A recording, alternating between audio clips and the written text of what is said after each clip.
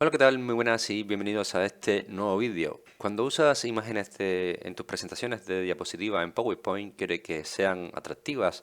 Una forma es combinar tu imagen con las diferentes alternativas que tenemos en PowerPoint para poder hacer una edición de cualquiera de estas imágenes. Por eso en este vídeo vamos a ver de manera bastante rápida cómo podemos insertar y recortar una imagen para poder ajustar la forma de PowerPoint a tu imagen. Vamos a ver muy rápidamente a lo que me refiero. Entraré a mi PowerPoint, ¿vale? Vamos a elegir una diapositiva en blanco. Voy a cerrar esto que tengo por aquí, ¿vale? Voy a insertar una imagen desde mi equipo, desde mi dispositivo. Vamos a elegir esta que tengo por aquí.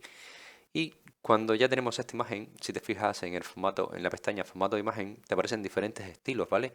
Estos estilos puedes elegir tú el que más te guste para poder, establecer esta edición de imagen que sea bastante atractivo, pero también podemos recortar la imagen para que se muestre como si fuera una forma, ¿vale?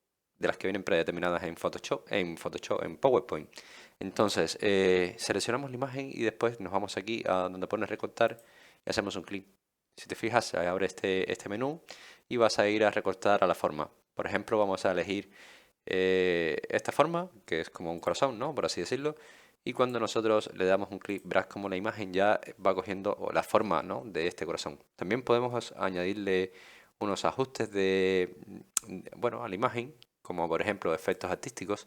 Si haces un clic sobre esta opción, verás que tienes diferentes opciones, ¿vale? Que no necesitas ponerlas para irlas viendo, sino dejando el ratón encima de cada uno de estos filtros que tienes por aquí, ¿vale?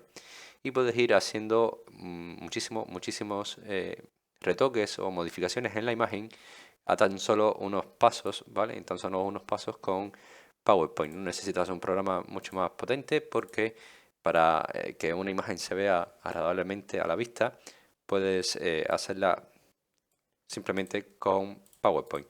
Pues nada, así es como podemos insertar y recortar las imágenes en PowerPoint.